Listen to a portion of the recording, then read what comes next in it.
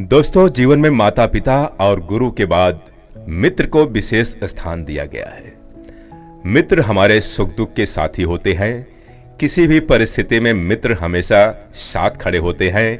भारतीय परंपरा में मित्रता की बहुत सारी कहानियां प्रचलित हैं। इन्हीं में से एक कृष्ण और सुदामा की कहानी है। जब कृष्ण बालपन में ऋषि संदीपन के यहाँ शिक्षा ग्रहण कर रहे थे तो उनकी मित्रता सुदामा से हुई थी। कृष्ण एक राज परिवार में और सुदामा ब्राह्मण परिवार में पैदा हुए थे, परंतु दोनों की मित्रता का गुणगान पूरी दुनिया करती है। शिक्षा दीक्षा समाप्त होने के बाद भगवान कृष्ण राजा बन गए। वहीं दूसरी तरफ सुदामा के बुरे दौर की शुरुआत हो चुकी थी। बुरे दिन से परेशान होकर सुदामा की पत्नी ने उन्हें राजा कृष्ण से मिलने जाने को कहा। दरिद्रता से गुजर रहे सुदामा पत्नी के कहने पर श्री कृष्ण से मदद मांगने के लिए उनसे मिलने चल दिए। सुदामा के पास कृष्ण को देने के लिए कुछ नहीं था, तो वो अपनी पत्नी द्वारा बनाए मीठे चावल और भुने हुए चने ही लेकर चल दिए। और सुदामा द्वारका पहुंचते ही वहां के ठाट बाट देखकर हीन भावना से ग्रसित हो गए और साथ में लिए हुए चावल की पोटली को अत्यंत तुच्छ भेंट समझकर उसे अपनी बगल में छुपाने लगे। सुदामा द्वारा पोटली ना दिए जाने पर कृष्ण ने सुदामा से कहा, मित्र, जैसे बचपन में गुरु माता के दिए चने तुम अकेले खा जाते थे, वैसे ही भाभी के भेजे यह मीठे चावल और चने तुम छुपा रहे हो। चोरी की तुम्हारी आदत अभी गई नहीं। और कृष्ण मित्र सुदामा द्वारा लिए हुए चावल की पोटली को अपने हाथों में लेकर फांकने लगे। और जैसे ही द्वारकाधीश ने तीसरी मुट्ठी चावल उठाकर फांक लगानी चाही, रुक्मणी ने जल्दी से उनका हाथ पकड़कर कहा, क्या भाभी के लाए इन स्वादिष्ट चावलों के स्वाद का सारा सुख अकेले ही उठाएंगे स्वामी? हमें भी तो ये सुख उठाने का अवसर दीजिए। द्वारकाधीश के अधरों पर एक अर्थपूर्ण स्मृति उपस्थित हो गई। उन्होंने चावल वापस उसी पोटली में डाले और उसे उठाकर अपनी पटरानी को दे दिया।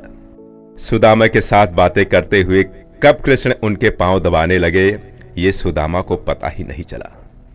सुदामा सो चुके थे, किंतु कृष्ण अपनी सोच में मगन उनके पांव दबाते हुए बचपन की बातें करते चले जा रहे थे कि तभी रुक्मणी ने उनके कंधे पर हाथ रखा।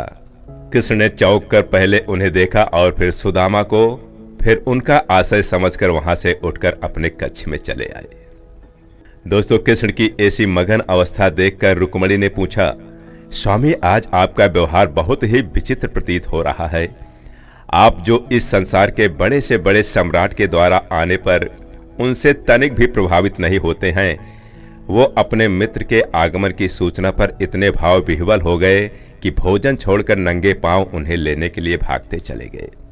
आप जिनको कोई भी दुख, कष्ट या चुनौती कभी रुला नहीं पाई, यहाँ तक कि जो गोकुल छोड़ते समय मैया यशोदा के अश्रु देखकर भी नहीं रोए, वे अपने मित्र के जीर्ण शीर्ण घावों से भरे पांवों को देखकर इतने भावुक हो गए कि अपने अश्रुओं से ही उनके पांवों को धो दिया।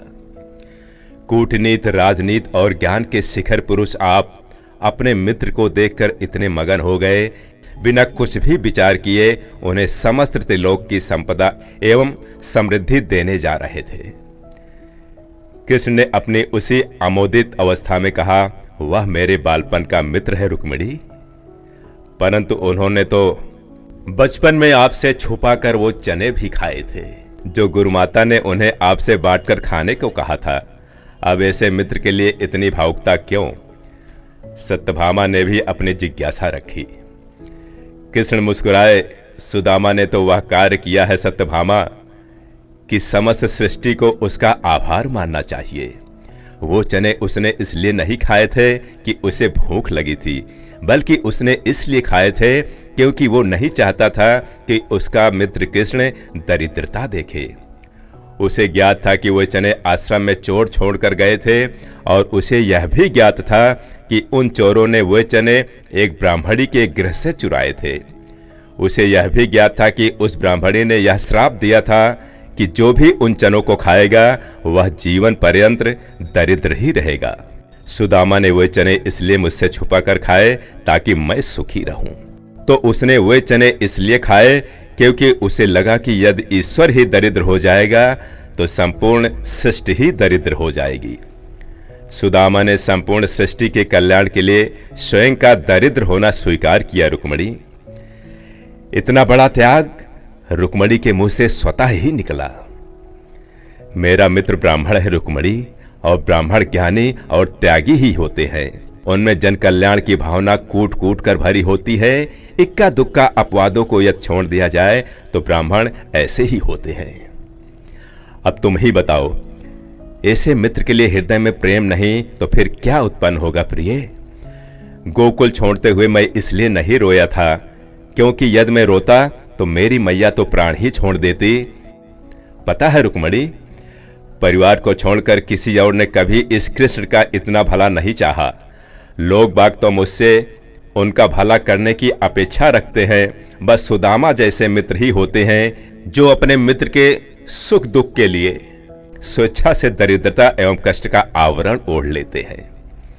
ऐसे मित्र दुर्लभ होते हैं और न जाने किन पुण्यों के फलस्वरूप मिलते हैं। अब ऐसे मित्र को यह त्रिलोक की समस्त संपदा भी दे दी जाए तो भी कम होगा। कृष्ण अपने भावुकता से भर्राए हुए स्वर में बोले।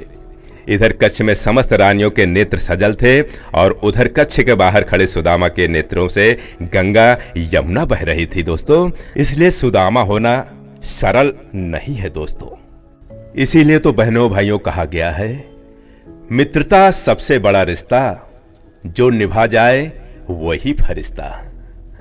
मित्रों, जब बुन ही लिया है तो ओढ़ क्यों नहीं लेते? ये रिश्ते ही तो हैं जनाब, जोड़ क्यों नहीं लेते? और अब तक हमारा चैनल सब्सक्राइब नहीं किए हो तो चैनल को सब्सक्राइब कर लीजिएगा, जिससे आगे भी ऐसी रोचक और प्रेरणादायी कहानियां आपको सुनने को मिलती रहे। जय श्री कृष्णा, जय श्री राधे।